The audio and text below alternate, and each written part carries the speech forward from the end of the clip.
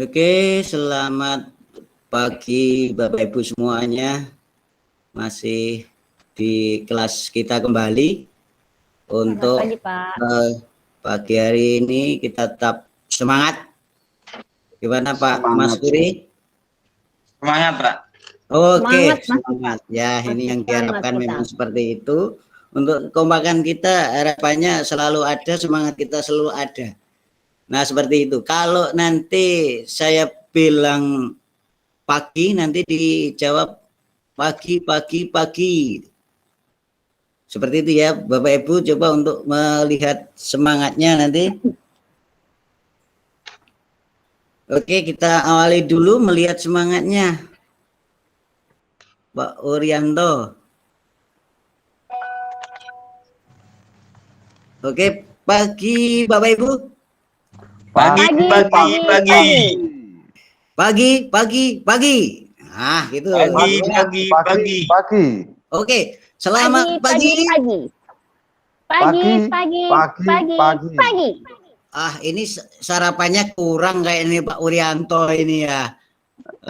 Masih sedikit lembut ini. Apa memang karakternya gitu Pak Urianto?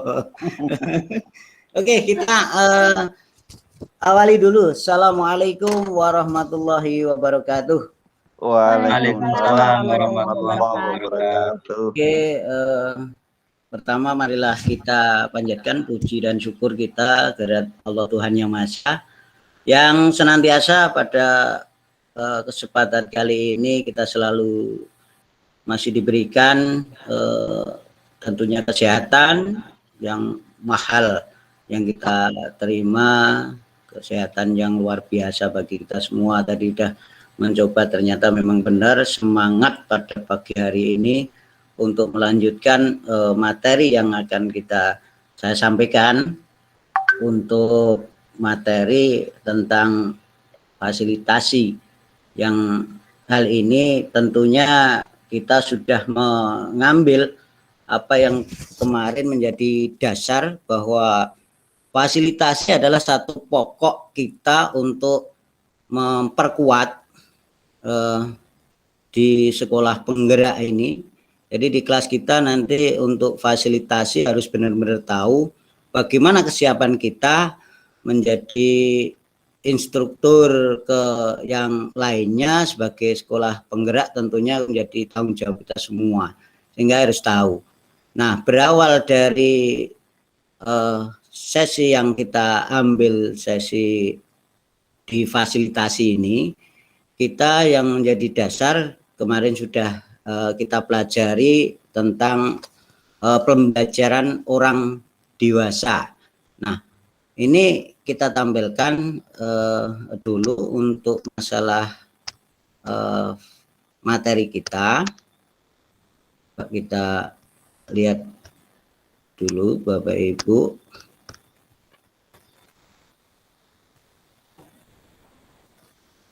Gimana Bapak Ibu? Sudah kelihatan? Sudah Pak. Ini in-house training kita tentang materi fasilitasi. Oke, dari materi ini kita bertujuan nanti yang pertama adalah mendefinisikan fasilitasi itu sendiri. Terus yang kedua adalah prinsip-prinsip fasilitasi, kita harus tahu. Yang ketiga tentang keterampilan dasar fasilitator. Terus yang keempat teknik-teknik dalam fasilitasi tersebut. Selanjutnya untuk penerapan fasilitasi dalam pembelajaran orang dewasa itu sendiri.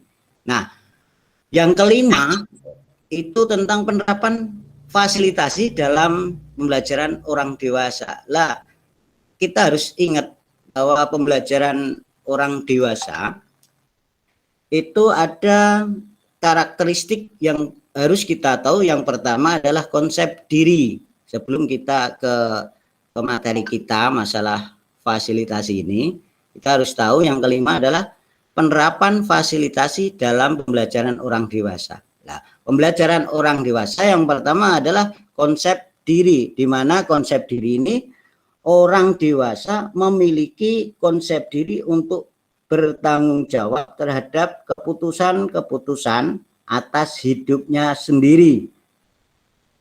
Yang karena itu ketika seorang individu bertumbuh dewasa dan matang, maka konsep diri mereka akan bergerak dari individu dengan pribadi yang tergantung pada orang lain menjadi individu yang mandiri sehingga dapat mengarahkan dirinya sendiri. Nah, itu sebagai konsep diri pembelajaran orang dewasa. Nah, orang dewasa itu juga karakteristiknya itu adalah pengalaman. Nah, orang dewasa memiliki pengalaman yang lebih banyak dan beragam daripada anak-anak. Melalui pengalaman dari yang diperoleh tersebut, sehingga orang dewasa memperoleh identitas diri. Karena itu pengalaman yang diperoleh dapat menjadi sumber belajar yang berharga. Itu untuk karakteristik yang kedua. Terus pembelajaran orang dewasa itu ada karakteristik, kita ingat lagi yang kemarin ketiga itu siapa Bapak Ibu yang sudah tahu? Masih ingat yang kemarin kita sampaikan? Coba karakteristik yang ketiga. Mungkin Bu Dian atau Pak Urianto, kalau kita ingat kemarin bahwa karakteristik belajar orang dewasa itu yang ketiga adalah kesiapan belajar. Nah, pada saat manusia dewasa, kesiapan untuk belajar lebih meningkat berorientasi pada tugas-tugas berkembang dari peran sosial di masyarakat. Nah, seperti itu untuk karakteristik yang ketiga. Yang selanjutnya itu kita ingat lagi bahwa karakteristik belajar orang dewasa itu berorientasi belajar. Nah, sebagai individu yang dewasa dan matang, perspektif waktu orang dewasa berubah dari peranan pengetahuan yang tidak seketika menjadi penerapan yang segera. Karena itu orientasi belajar orang dewasa bergeser dari mulainya berpusat pada mata pelajaran. Kan seperti itu. Kita ingat kembali. Terus karakteristik lagi dari belajar orang dewasa itu adalah motivasi belajar. Di situ semakin dewasa dan semakin matang, maka dorongan belajarnya lebih berasal dari dalam diri. Nah, motivasi internal itu namanya. Nah, saya hanya mengingatkan kembali bahwa belajar orang dewasa itu kita harus tahu karakteristik orang dewasa untuk belajar orang dewasa itu. Sehingga di kesempatan kali ini Bapak Ibu, definisi fasilitasi, prinsip fasilitasi, keterampilan dalam fasilitator, teknik-teknik dalam fasilitasi, dan yang kelima ini saya hanya mengingatkan kembali aja dulu sebelum kita melangkah ke masalah fasilitasi. Jadi yang kelima harus ingat kembali bahwa fasilitasi dalam belajar orang dewasa nanti kita akan ulas di sini juga. Nah, kita mengarah ke materi kita tentang yang pertama, tujuannya Bapak Ibu bisa tahu mendefinisikan tentang fasilitasi. Oke, fasilitasi kita lihat bersama bahwa fasilitasi berasal dari bahasa Latin fasil yang artinya mudah dilakukan. Yang arahnya jadi dapat dikatakan bahwa fasilitasi merupakan suatu seni dan ilmu untuk membuat proses menjadi mudah. Nah, seperti itu. Prosesnya menjadi mudah karena ada fasilitasi. Nah, kemudian akan muncul di situ ada istilah fasilitator. Nah, dalam sebuah pelatihan bertugas untuk mempermudah orang mendapatkan ilmu dengan cara dan prinsip yang dipercaya oleh andragogik. Nah, andragogik itu apa? Yaitu gimana Bu Dian, Bapak Ibu sampai di sini? Pembelajaran, oh iya, iya Pak, andragogik ini berhubungan dengan pembelajaran orang dewasa. Jadi konsepnya itu berbeda dengan siswa-siswa yang kita hadapi pada umumnya. Oke, benar sekali. Jadi punya andragogik, yaitu pembelajaran yang berbeda dengan anak-anak pada umumnya. Nah, setelah tahu bahwa apa itu arti definisi dari fasilitasi tadi, maka kita akan menuju ke prinsip-prinsipnya. Jadi prinsip yang pertama adalah kesiapan.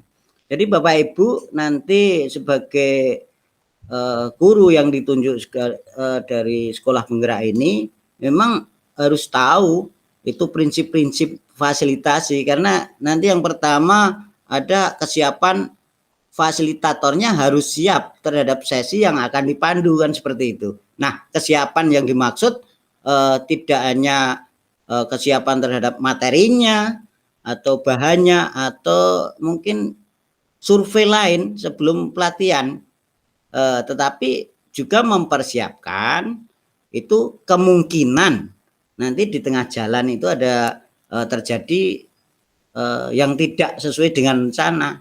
Jadi antisipasi yang kita sudah siapkan memang benar-benar siap lah, seperti itu.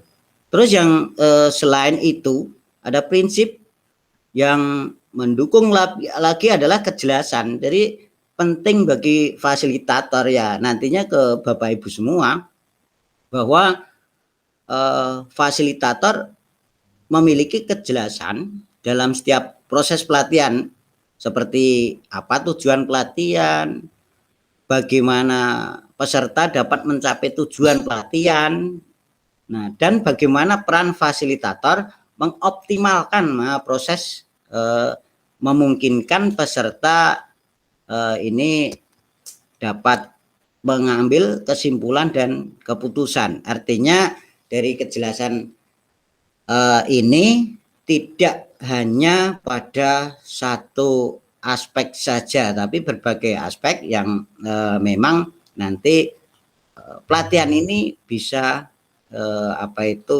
sampai dari apa yang diharapkan, seperti itu. Sampai bahkan dapat mengambil kesimpulan dan keputusan, itu yang mendasar. Jadi prinsipnya harus benar-benar tahu Bapak Ibu nanti sebagai instruktur seperti itu, fasilitator.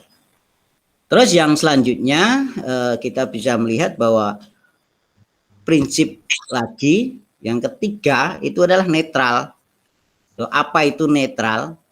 Yaitu kita sebagai fasilitator harus bersikap netral terhadap pendapat, ide peserta yang lain, peserta dari daerah-daerah lain yang notabene memang berbeda karakter-karakter yang ada. Jadi netral. Setiap kontribusi anggota kelompok dalam diskusi maupun aktivitas berbagai pengetahuan dan pengalaman itu sama-sama berharga. Ini yang menjadi dasar kita. Kenapa dalam penyampaian itu ada yang ditebelkan itu sama-sama berharga?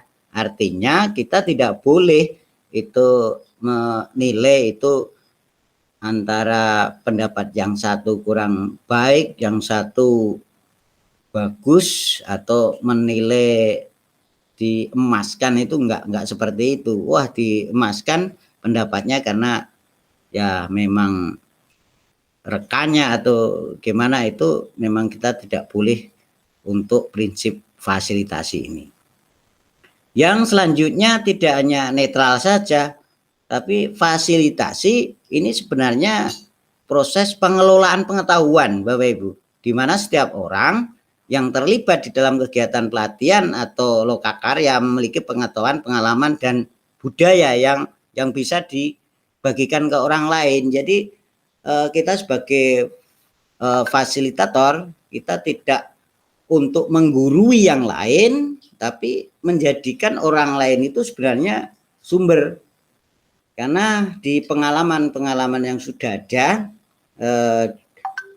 seperti saya ambil contohkan saya sendiri, itu di saat kita penyampaian sebagai bahkan narasumber kan seperti itu, peserta yang kita hadapi itu ada yang lebih tinggi untuk apa itu akademiknya, mungkin ada posisinya, mungkin bisa jadi bahkan itu lebih-lebih dari apa yang kita hadapi itu ya atasan-atasan yang di atas atasan kita kan seperti itu. Itu kan menjadi satu bentuk dasar kita untuk masalah pengelolaan pengetahuan itu. Hari ini jadi tanggung jawab kita seperti itu. Itu yang kita harus lakukan Bapak Ibu sebagai nanti yang dikasih tugas. Kalau dirasa itu kita dikedepankan untuk menjadi fasilitator sebagai sekolah penggerak. Terus yang selanjutnya adalah fasilitator memang harus memiliki strategi yang melimpah. Kenapa melimpah Bapak Ibu? Karena untuk memandu sebuah pelatihan itu kita tidak terbatas dengan adanya satu pemahaman yang sempit kan seperti itu. Nah, prinsip ini mengharuskan fasilitator untuk terus belajar. Yang diambil berkaitan sama yang tadi nomor 4 itu sebagai sumber belajar. Nah, dari peserta pelatihan Bapak Ibu yang sekarang ngumpul ini satu kelas ini nanti bisa saling sharing bahwa dalam fasilitator, nah nantinya kan Bapak Ibu menjadi fasilitator itu harus mempunyai strategi yang melimpah seperti itu. Yang keenam itu setiap prosesnya ya Bapak Ibu nanti harus dapat menumbuhkan pengetahuan pengalaman setiap orang yang terlibat. Nah, orang yang terlibat di kelas kita nanti itu baik fasilitator maupun pesertanya itu masing-masing harus bisa menumbuhkan pengetahuan yang dan pengalaman Bapak Ibu. Jadi kita saling sharing itu memang kesempatan kita di situ. Sehingga nanti jangan sampai kita di kelas ini di grup atau di nanti ada fasilitas LMS kita hanya sebagai pendengar saja, padahal sebenarnya di dalam hati kita itu kurang tahu, pengen tahu. Nah, seperti itu sebenarnya. Makanya kalau kita bertindak, kalau pengen menjadi orang yang memang benar-benar bisa memanfaatkan waktu, itu 3 syarat Bapak Ibu. Jangan takut, jangan malu, dan jangan ragu. Kenapa seperti itu Bapak Ibu? Coba. Mungkin kemudian ada gambaran itu Pak Urianto atau Pak Mas Kuri coba. Kenapa seperti itu Bapak Ibu? Ada 3 syarat untuk bisa menumbuhkan pengetahuan dan pengalaman. Itu biar kita tidak terganjal, maka harus menghilangkan 3 cara. Jangan sampai punya sifat malu. Jangan ada sifat ragu. Jangan ada rasa takut. Nah, kita di situ punya kesempatan yang besar Bapak Ibu untuk kelas kita. Kalau bisa menumbuhkan dari prinsip fasilitasi ini, yang keenam adalah setiap proses fasilitasi harus dapat menumbuhkan pengetahuan dan pengalaman. Seperti itu. Yang ketujuh adalah rule of. Yang dimaksud apa Bapak Ibu? Dalam prinsip ini adalah maksimal jumlah instruksi, langkah ataupun aturan yang disampaikan oleh fasilitator kepada peserta adalah 7. Apabila instruksi, langkah atau aturan yang disampaikan lebih dari 7, sulit bagi peserta untuk mengingatnya. Seperti itu. Gimana Bapak Ibu, sebelum nanti melangkah ke keterampilan dasar, apa ada yang perlu ditanyakan kaitannya sama yang kita tampilkan tadi?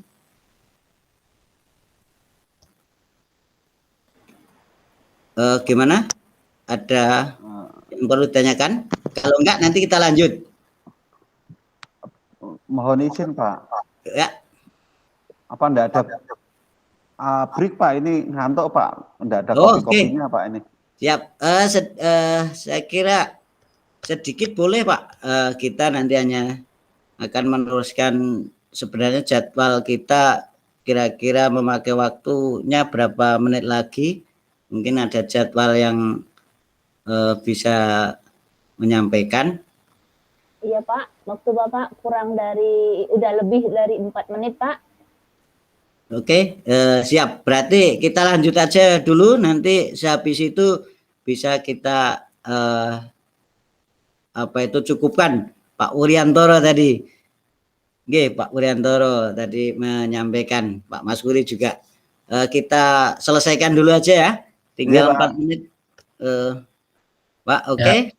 Yang selanjutnya adalah sedikit menyampaikan keterampilan dasar tentang fasilitator. Ada keterampilan bertanya, ada keterampilan merancang proses, ada keterampilan mendengarkan aktif. Ya, seperti itu. Kita punya keterampilan dasar dari fasilitator, harus itu. Karena nanti yang pertama seperti halnya keterampilan bertanya, itu pertanyaan itu merupakan salah satu media pokok seorang fasilitator Bapak Ibu. Jadi fasilitator akan memancing peserta itu seperti yang kita pelajari kemarin, itu sebagai pemantik saja. Jadi biar nanti munculnya ide-ide yang diperoleh oleh pertanyaan pemantik kita. Nah, itu saya kira yang bisa saya sampaikan untuk waktu, karena terbatas waktunya yang sebenarnya ini masih kurang sedikit, cuman alhamdulillah sampai di sini itu ada satu kejelasan sehingga saya tidak terlalu banyak mengulang lagi. Seperti itu Pak, Bu. Ya. Oke, mungkin sebelum diakhiri karena ketegangan di Bapak Ibu anteng saja ini, ada yang ngantuk Pak, menghilangkan ngantuknya itu. Saya banget, Pak. Saya keluarkan dulu ini presentasi saya. Oke. Coba kalau nggak ada pertanyaan di materi yang saya sampaikan Bapak Ibu semua, nanti ketika saya menyampaikan pernyataan yang saya ungkapkan itu, jenengan jangan sampai meniru apa yang saya lakukan, tapi mengikuti apa yang saya ucapkan saja. Oke, mungkin kamera Bapak Ibu bisa dibuka dulu, diaktifkan. Oke, biar bisa melihat kita bareng-bareng. Oke, biar menghilangkan ketegangan. Oke, masih lengkap ini kelas kita. Nanti apa, kembali lagi perintahnya, apa yang saya lakukan jangan ditirukan untuk geraknya, tapi mengikuti yang saya ucapkan ya Bapak Ibu. Oke. Sekarang hafal semua dari apa yang ada di wajah kita. Ada mata, ada hidung, ada mulut, dan letaknya pun juga tidak berjauhan, jadi setiap kali di bawah. Siapa yang ditinggal hidungnya di rumah waktu kerja itu di sekolah? Semua ke bawah, dan itu pasti hafal, pasti hafal. Oke, sekarang konsentrasi. Ya, Bapak Ibu, tangan di depan semua, coba. Ya, oke, di depan semua. Oke, sekarang pegang mata. Oke, benar semua. Sekarang langsung pegang hidung. Nah, di bawahnya. Nah, ini akan melihat. Kita pegang telinga. Telinga. Wah, nggak hafal ini Pak Pur ini. Masa telinganya nggak hafal. Oke, sekarang pegang dagu. Dagu. Nah, Pak Mas Guri ini lambat-lambat ngikuti yang lain. Oh, ternyata memang kita masih konsentrasi, katanya masih sudah ngantuk. Oke, siap. Terima kasih Bapak Ibu. Seperti itu yang kita sampaikan untuk materinya. Mohon maaf banyak salah kurangnya. Pokoknya kita semangat untuk bisa memaksimalkan tugas kita untuk selanjutnya. Monggo saya serahkan, pokoknya di lapangan saya hanya percaya pada Bapak Ibu semua seperti itu sebagai fasilitator yang luar biasa.